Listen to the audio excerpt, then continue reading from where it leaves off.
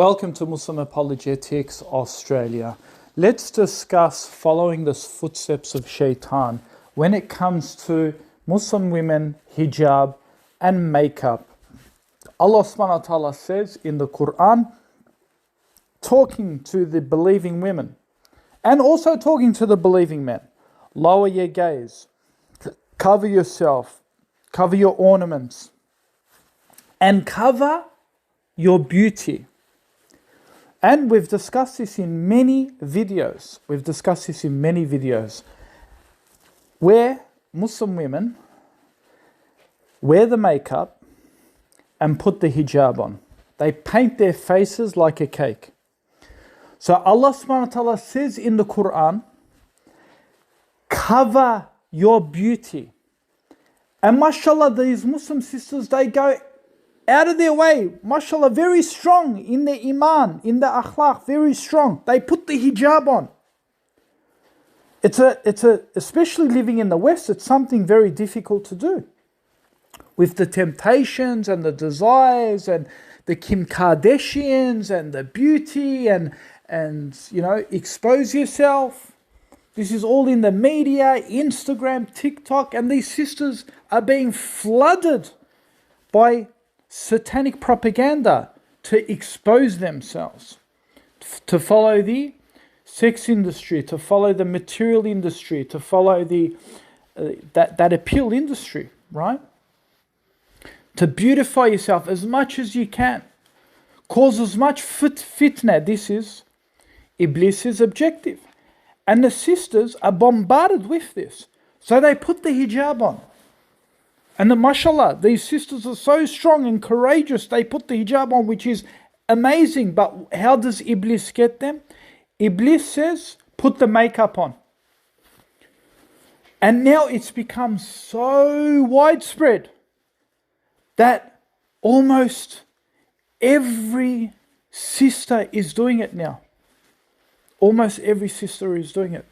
And it's out of control. It's come to a state now where it's out of control. Makeup upon makeup upon makeup, blowing the lips, putting the lipstick on, eyeliner on, beautifying it as much as they can. It's like they're at war. They're at war with the Quran.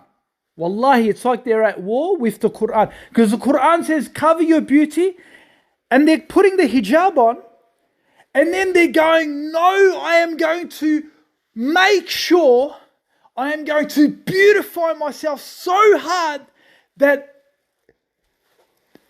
it is going to be so recognizable to the opposite sex. I am going to display my beauty. I know Allah is saying put the hijab on, but that face, that beauty, I am going to expose it so hard that a brother can see it now from, forget about close up or in the car, from the other side of the street. If he could, maybe from the other side of the neighborhood, he could see her glare. It's like making a mockery of Allah and His verses. It's like making a mockery. And for so long, they hid a lot of these sisters, and this is the biggest lie. This is the biggest cop-out. A lot of these sisters and brothers and sheikhs and ulama are guilty of this.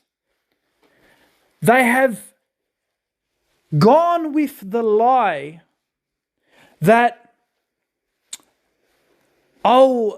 we can't really judge because you got to understand, brother, that there are revert Muslims coming into Islam, and we can't be too harsh with them. If they want to wear the hijab and wear the makeup, that's fine. We need them to start somewhere. And wallahi, they used this methodology, and now it's come back to haunt them, because we warned them. We said, don't use this methodology. Don't try and protect one revert and then damage the whole community for one revert. Because when you're facilitating haram and saying, no, it's okay for her to start somewhere, then what you are doing is you are breeding. You're breeding and normalizing this. You're normalizing this. And so what happens is when other reverts see it and when other sisters see it, when other Muslim sisters see it who are more weak in their iman, they then start seeing this more apparent, and now they actually think that this is part of Islam. This is now halal. This is now halal. And the same thing happened with interest, usury. The exact same thing happened. It was all unanimously agreed that interest is haram. That getting a house on mortgage finance is haram. And then you see one Muslim family doing it, second Muslim family doing it, third Muslim family doing it. And before you know it, the entire community is doing it. And if you go to these Muslims, they are now justifying it and saying, well, Ahmed down the street is doing it. Saleh down the street is doing it. Hatija down the street is doing it. They're all doing it. And they're even now getting imams to justify and say, oh, you live in the non-Muslim country, it's more justified because they're making it hard for you to purchase a house. You know, where do you have the cash? And they start justifying the haram. And then saying it's halal. Same thing. Same thing. In order to protect that revert, so you don't be too extreme with her and say, no, you have to do it properly from the beginning. What you have done is you've opened the door for now a majority becoming infiltrated and corrupted by this ideology. And the craziest thing is, wallahi,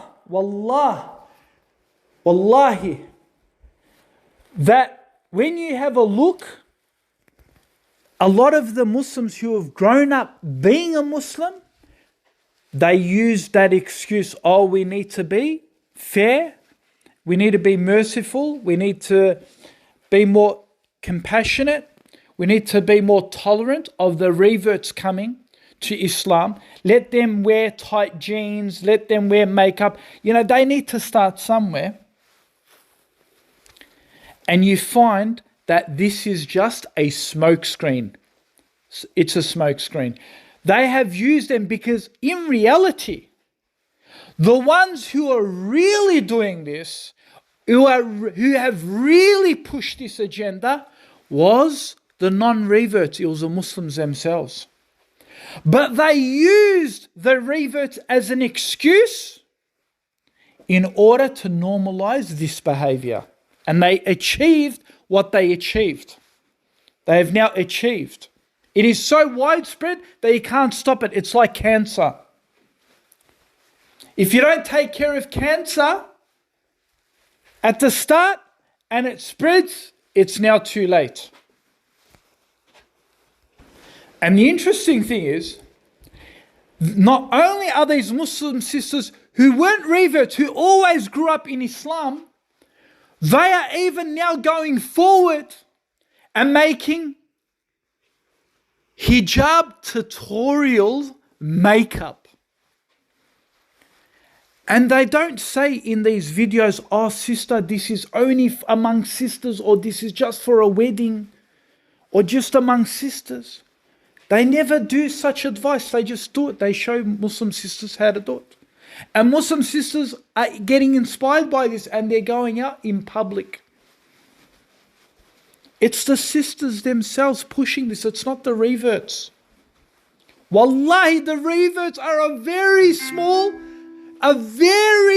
minority. But they are blaming the minority in order to hinder you from the fact that it is them who grew up as Muslims. It is them who are the real mischief fitna makers.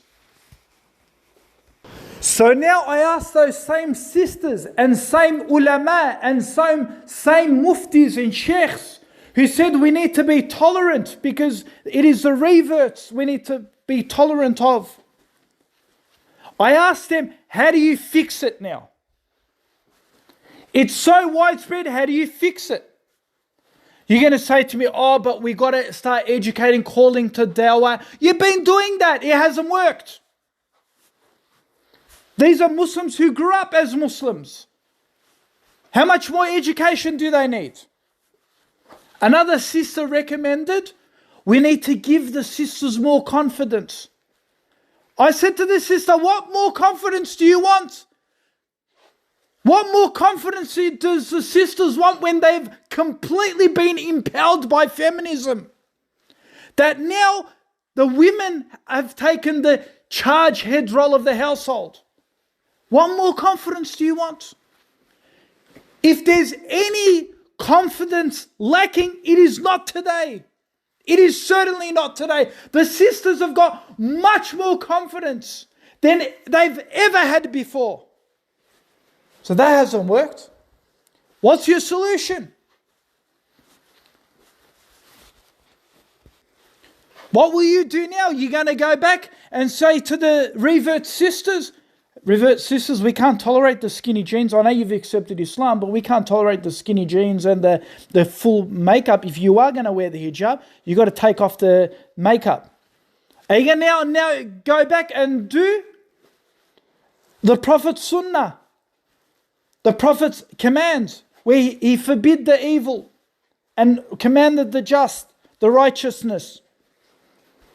Is that what you're going to do now? You're going to implement that. You're going to implement something you didn't implement before. Are you going to do it now? Is that your recommendation?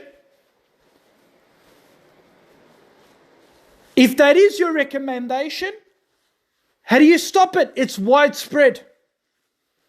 It's like the patient is dead on the table. It's too late to work. It's too late to operate on the patient. The patient came too late to hospital. You're going to operate on the patient now. He had a heart attack 45 minutes ago. You're going to operate on him now.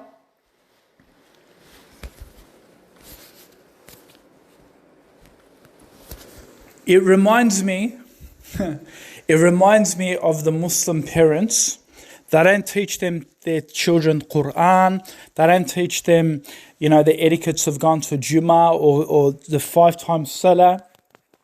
They don't read them the translation of the Quran, make them understand, and they don't give them the true essence of Islam by upbringing them with Islam. And then the kid starts going nightclubs, starts having girlfriends, doing drugs, doing all these sorts of things, gets jinn possessed. And then the same parents, they start looking for an imam to fix their child, to fix their son. This is the same scenario. Shit has hit the fan. It's become widespread. And now we want a cure. And I ask him, what is the cure? Why did you play with fire at the start? Why didn't you listen to the advice? Why did you call us? Why did you call us chauvinists, misogynists, anti-woman? Why did you call us insecure whenever we mentioned the wrong things that women are doing? Why did you call us these names? So what are you going to do? You used all of these terms to shut us down, and now look at sin. What will you do now?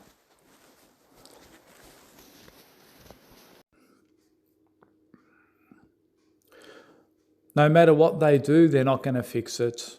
And now they're going to pay the big responsibility on the Day of Judgment. Allah subhanahu wa ta'ala says, when one qawm sees the other generation get thrown into the fire, one generation will start cursing the generation before it. And then the generation before it will start cursing the other generation. They will be cursing each other. That the Prophet ﷺ said, most of the dwellers of hellfire, he has seen of the women. But of course, the feminist sisters have always got a response to that too. They've got an excuse for everything, alhamdulillah. Shaitan, Iblis has given them an excuse for everything. Oh no, brother, it doesn't mean majority of them in hellfire. The Prophet ﷺ only saw hellfire during his time. He didn't see hellfire during our time. As if Allah limited his scope. Oh, brother, because there's another hadith that says it will be 50 women to one man. That's why majority of them are in hellfire. Wallahi, they'll make any excuse possible because they want equality in Jannah, they want equality in dunya, and they want equality in Jahannam. So the ratio of men and women in heaven, apparently it's more women. It's more women there. They accept more women in Jannah, but they can't accept more women in Jahannam. No, they can't accept this. It's got to be equality. Equality on the earth. Equality in Jahannam. In heaven, no equality. More women than men. You can't win. You can't. Yeah, how can you win with them? You can't win. Wallahi, if the Prophet ﷺ said it's going to be more men in Jahannam compared to women, wallahi, I'll accept it. I'll say, yeah, I'll accept it. It's in the nature of the man, they sin more because they're more exposed to fahisha and so forth. I'll say, yes, tamam, they sin. I'm not going to turn around and make excuses. Yok, the ratio is this and the ratio is that.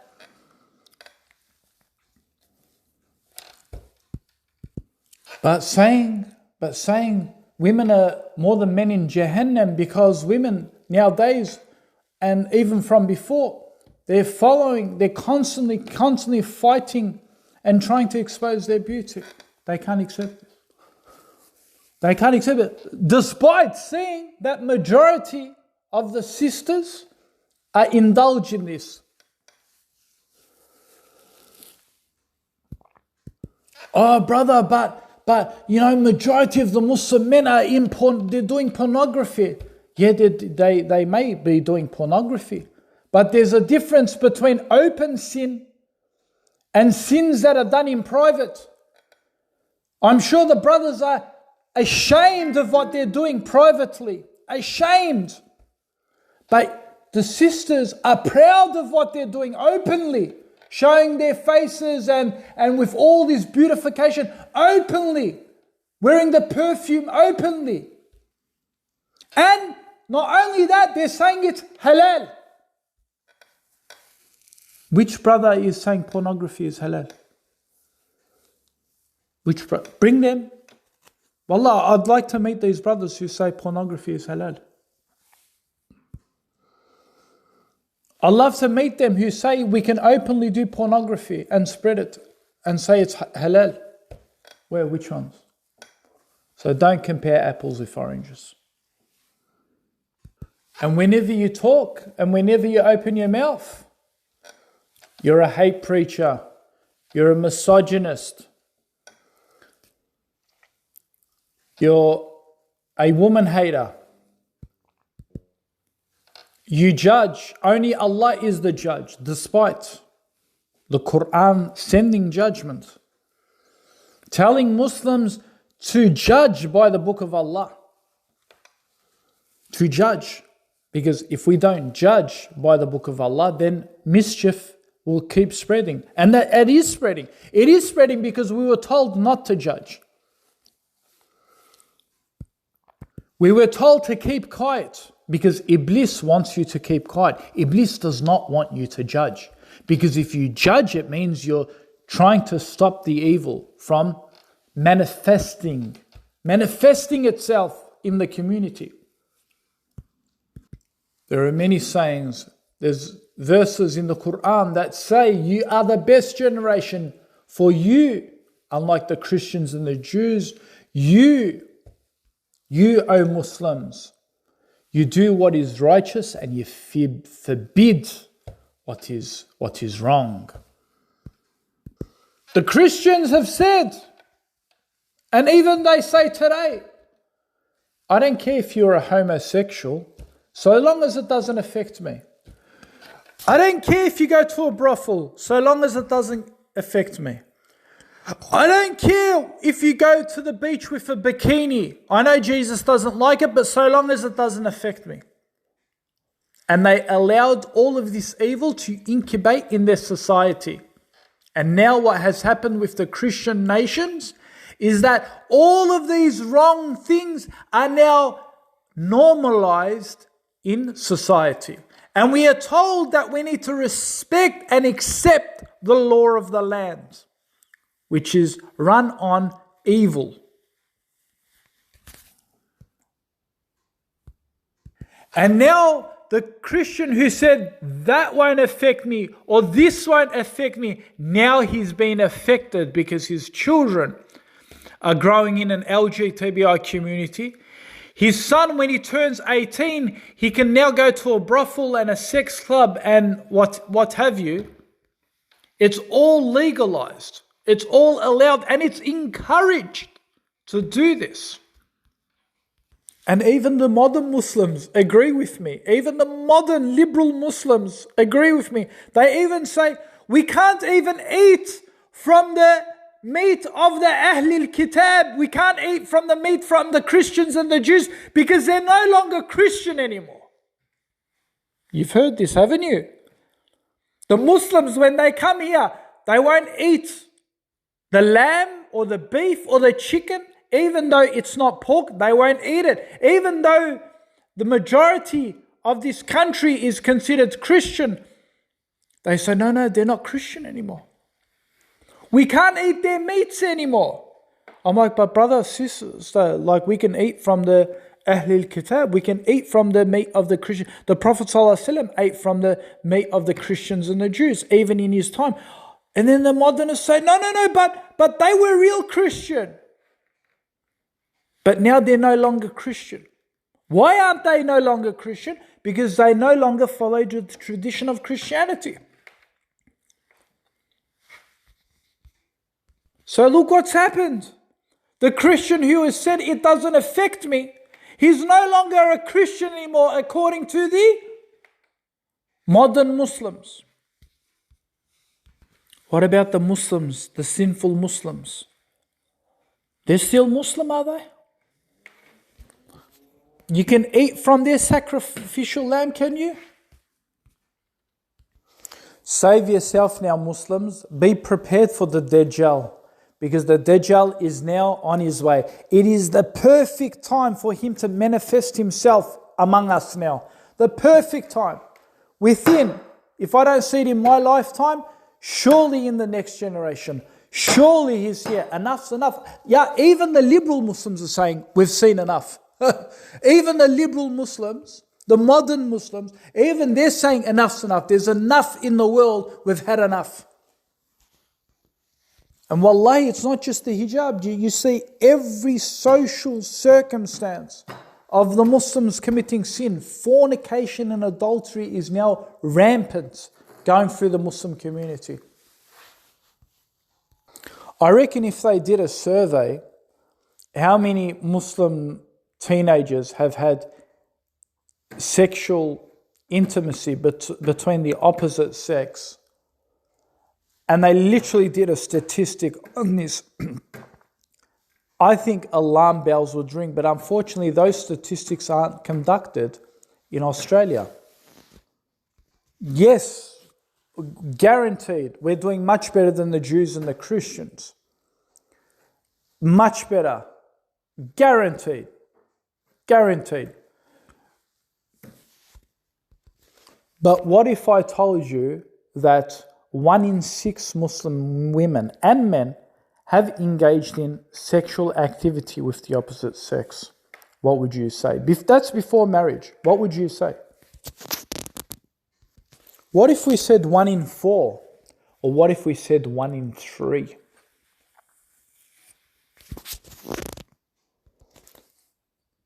Would you still believe it? Would you still be surprised? Wallahi, I know parents who are encouraging their daughters, please get married soon as you turn 16, 17. They encourage it. And a lot of people are saying, oh, Muslims marry their daughters young. They marry their daughters young. It's like, yeah, they're doing it. They're doing it because the parents are left with no choice now. Because their daughters are already taking boyfriends. They're like, you're going to bring shame to the family.